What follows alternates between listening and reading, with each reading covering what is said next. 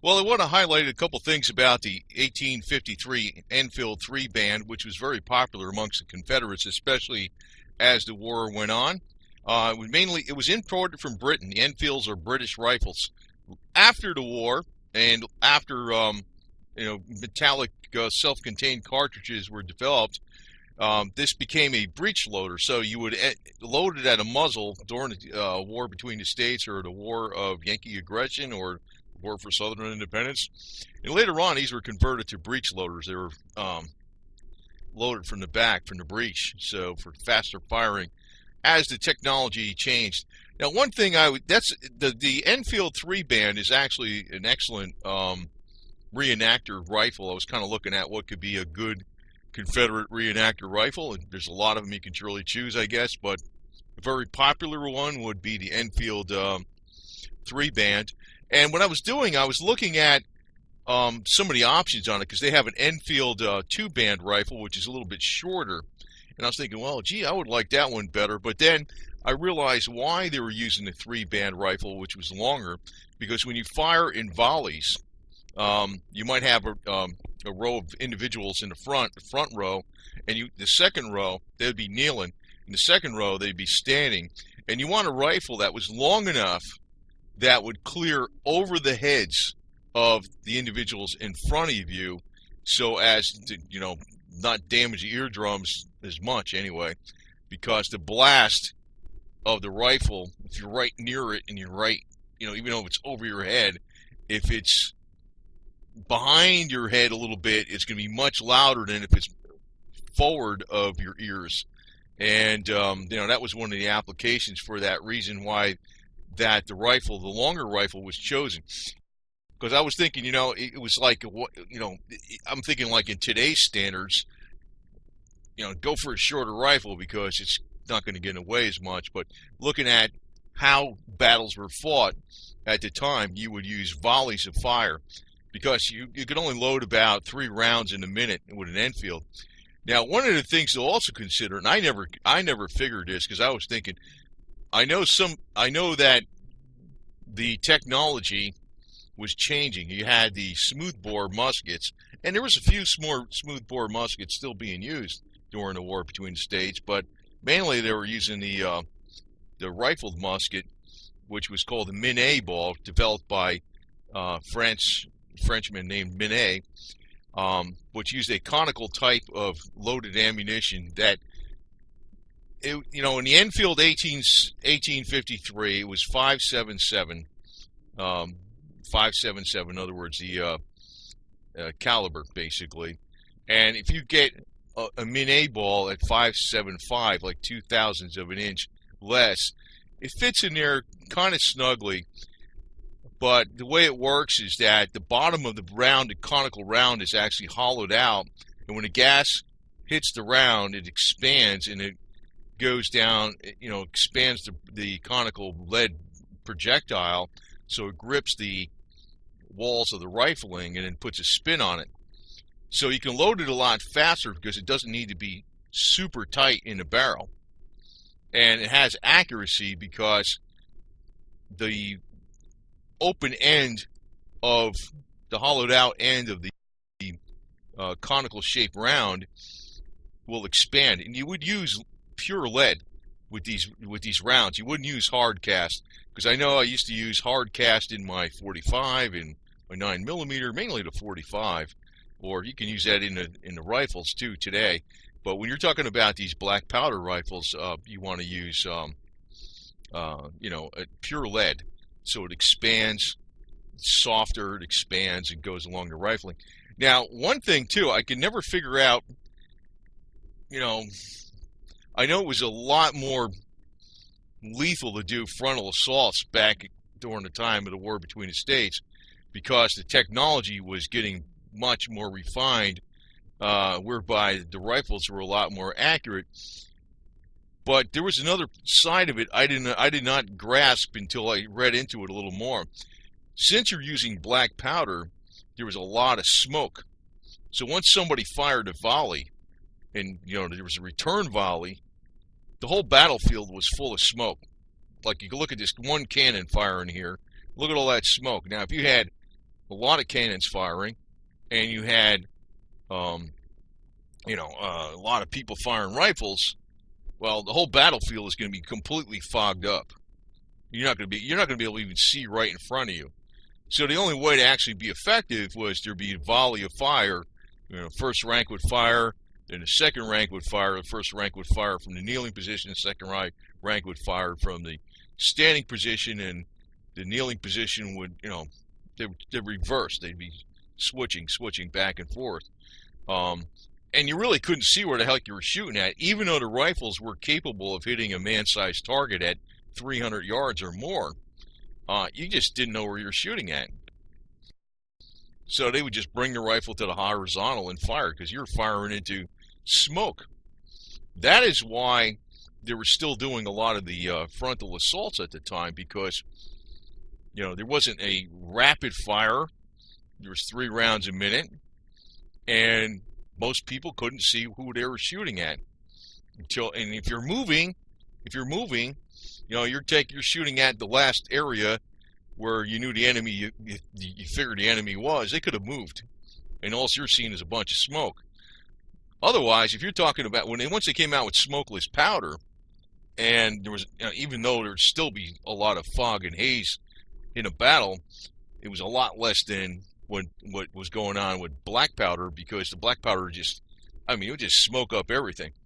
Now, today, when you're using these black powder rifles, now I knew about this stuff from way back, because I built a black powder rifle like a bazillion years ago, and from a kit, and basically what we used was Pyrodex, and that's still around. And I think there's some other substitutes for black powder, but Pyrodex is it. Now, one thing is, though, when you're firing these rounds with black powder, it's corrosive, and it's not like immediately corrosive. What it is that the residue of the Pyrodex is actually more corrosive than black powder, but it's less volatile, and it's not like you could store it in regular containers like smokeless powder. I'm familiar with the Pyrodex from way back. That stuff's been around forever, man. I know they got some other ones I never heard of. Oh, I hodged in, I forget, it was 777 or something, whatever. There's some other ones out there. But it's more corrosive than even black powder. And the reason it's corrosive is that it absorbs moisture from the air. So if you got any of this residue of the powder on the inside of the rifling, if you leave it in there, of course it's not a chrome-lined barrel, it's a steel barrel, it's just going to collect moisture from the air, and then it's going to rust the inside of the barrel. So you want to wash it out. You want to wash it out with something. But, as you can see, you're not going to get actual, I don't think there's that many photos of actual battles going on, because of the cameras. I mean, they had photography well before 1860. The war started in 1861, basically. But, in April of 1861. But there wasn't action photography where people could run around with a camera. You had to set it up on a tripod, had these big glass plates and everything else. So a lot of times photographs were taken after events or before events. So a lot of times you're not really capturing how much smoke was on that battlefield. And there was a lot of smoke. That was one reason. If the accuracy of the Enfield with the Min-A ball was employed with smokeless powder, which was not developed during this time, though, if it had smokeless powder, it would have been virtually impossible to do a direct frontal assault. As it was still a lot more lethal than it was when they had the smooth-bore muskets, but mainly the accuracy of the Min-A ball really came into play with sharpshooters, and the initial firing on the enemy where you can, pick out a target. But once that was unleashed, the first row fires, the first volley, the second volley, they're firing through, they can't see. There's a whole pile of smoke in front of them. And that's really why you were able to still do frontal assaults in the Napoleonic type methods, I guess you would call it. Now, the pattern 1853 rifle was actually used, of course, made by Britain, UK. It was widely imported by the Confederates. Now, the Union did import the Enfields, but one of the main reasons they imported the Enfields, like they were basically, I think they were using more. Everybody was using everything, though. They were using some of the same rifles, but since the Confederates didn't have they had other rifles besides the Enfield, but the Enfield was very popular amongst the Confederates. But the Union actually imported the Enfields also to stop the Confederates from getting their hands on them.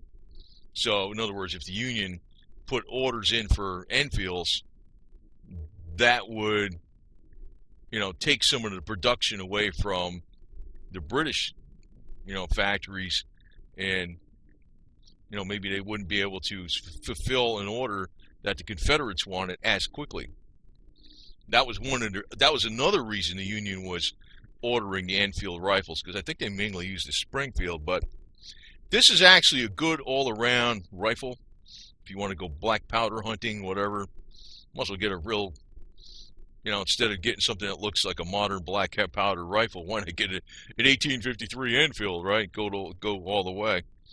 But it's like it's very difficult. There's probably some pictures that exist of actual battles.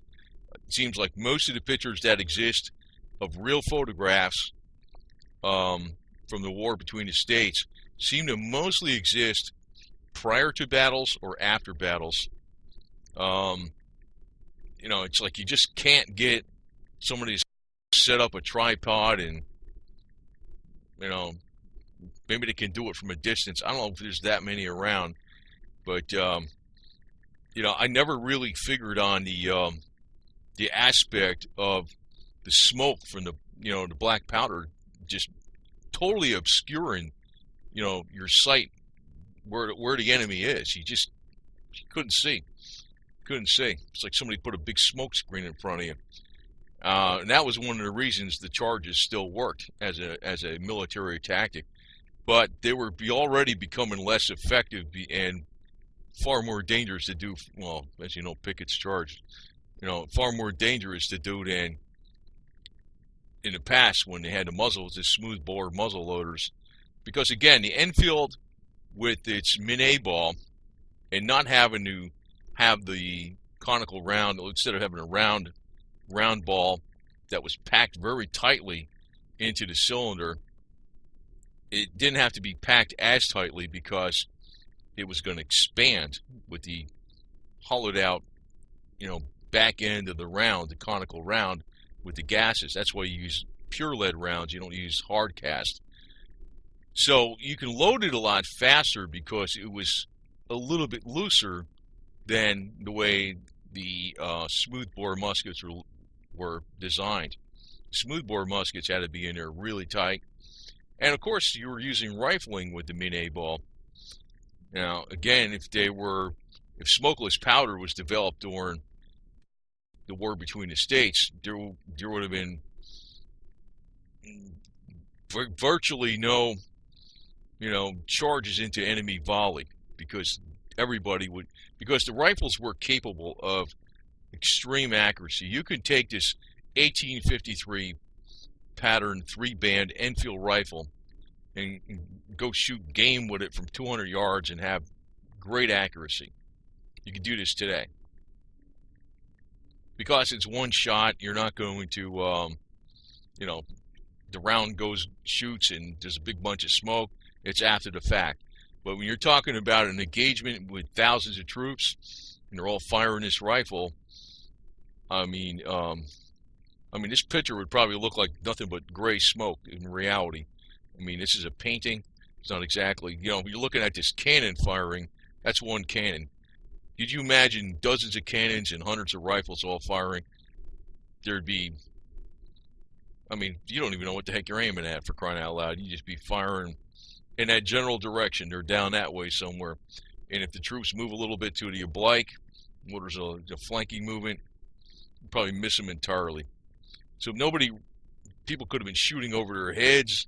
They have absolutely no idea where they're shooting, So anyway, You know, that's the one reason they were able to actually do direct frontal assaults at that time, and not they were taking more casualties than when they were when the smoothbore muskets were around with the new technology. But it wasn't until they went to smokeless powder that direct frontal assaults were really not the thing to do at all, ever. Because you know, it's basically freaking suicidal. I mean, you just get in mass and try to, you know, it's actually, it turns out it turned out to be the case somewhat even during the war between the states. This evolving technology was changing. But the 1853 Enfield is actually a good all-around rifle for not only for reenactments but also for black powder hunting. And I might get one of these. I have just got in the pants for reenactment. They're colored like this guy. He has on like a tannish color. They call that butternut. That's what the Confederates called it. It's like a tan color. They took other uniforms that were like a darker brown and they bleached them out a little bit. And they would also take the Yankee blue trousers and they would bleach them out, and they would be like a light blue trousers. And of course they had a Confederate gray, which is most commonly. But if you look at a lot of the pictures, you'd see a big mismatch of everything. Sometimes you would see, Confederate gray mixed with the butternut color, and actually in one case I forgot the name of the officer. He was an officer in one of the units in Texas. He liked to wear a black suit, and he just liked the way it looked. He wore a black suit, and nobody in the Confederate hierarchy in the military was going to say you can't wear that black suit, because he was stopping the enemy from invading the South.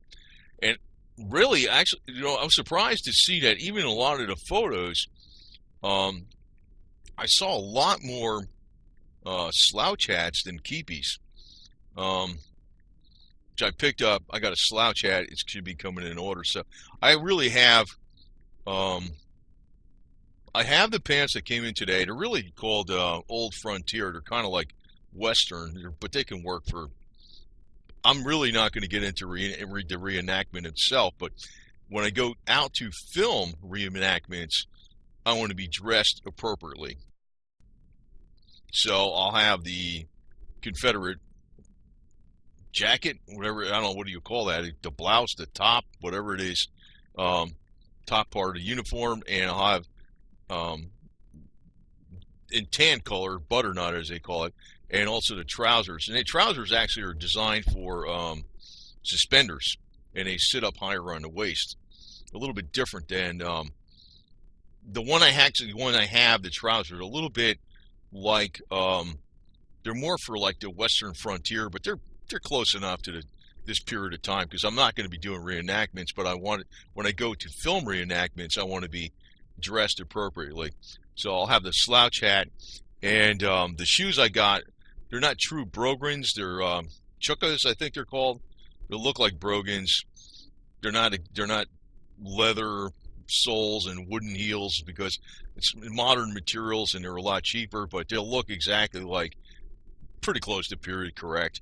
So I got that, and I might get the rifle and the pistol too later, but I wanted to put something out because it looks like the 18s. If you were going to get a rifle for hunting for black powder, which I have one of those, it's just a 50 cal.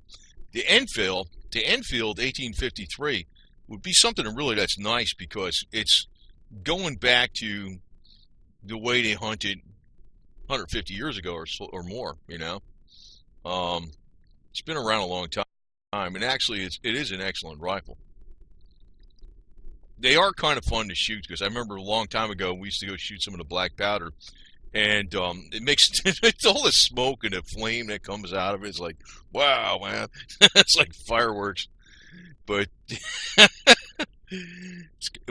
today it's you really got to go with the black powder substitute.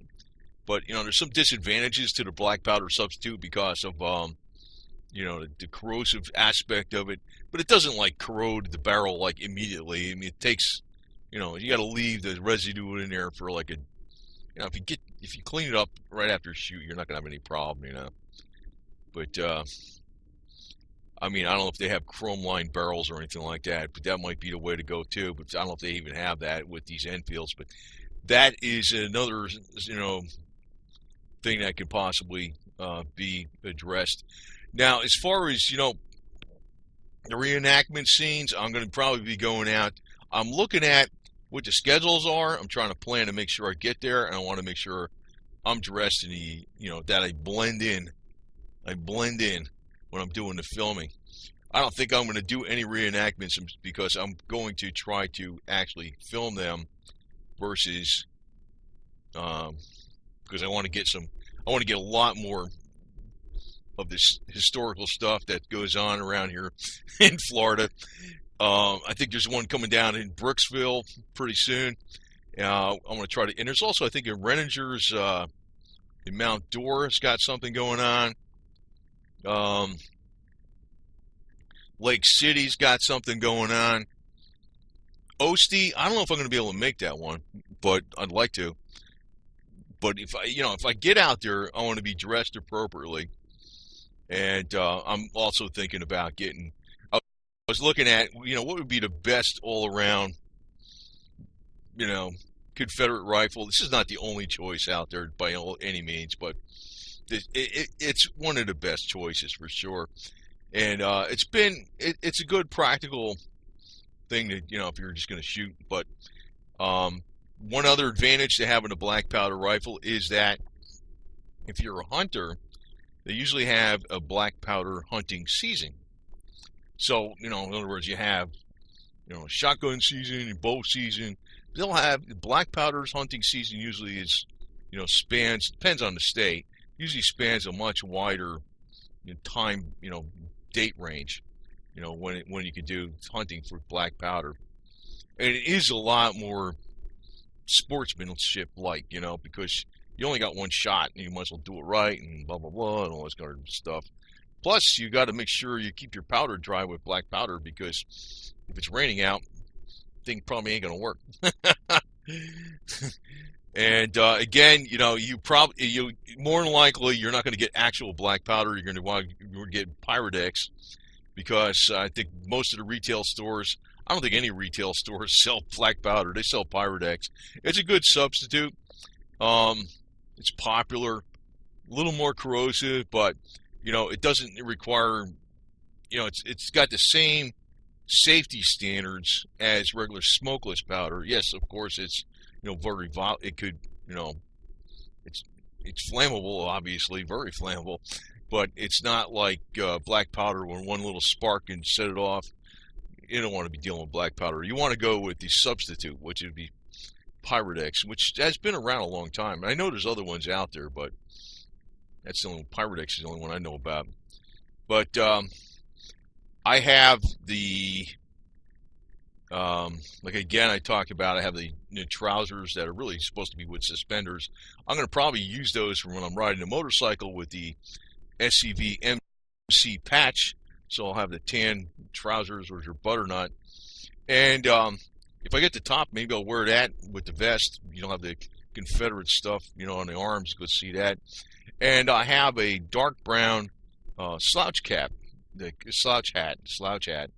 Plus, I got a couple keepies too, so I can, you know, swap them around. I figured I'd just go with a couple of these things. I saw some of the best prices online. They were getting rid of some stuff, like that's why the trousers aren't exactly 110% Confederate period correct. They're more like old Western too, but they're pretty damn close, you know. But like, I'm not gonna go do reenactment themselves, but like I said, when I go to reenactment events, as I said before a few times already, I want to make sure I want to blend in. I want to blend in. I want to be filming, and I want to, you know, I want to look like one of the reenactors. So, you know, I want to be part of the landscape there, you know, like, so, which I think would be conducive to getting more, you know, rapport with the people that are reenacting. Because if I'm coming in there as somebody dressed the part, as on the Confederate side, of course, You know, I think that would be more conducive to getting more, I don't know, maybe more information or whatever, demonstrations or whatever, or interviews. So that's all part of what we're going to be videographing here, whatever that's the right word, videotaping here pretty soon and uploading. And it's not going to be like next week because these events are like 2 or 3 months apart, but I'm going to try to hit all of them. And also, if I go out to any of the museums or Confederate sites, I might dress appropriately, you know, so we'll try to do this correct. And so that's one of the reasons I'm looking at getting the period correct rifle and probably a period correct pistol.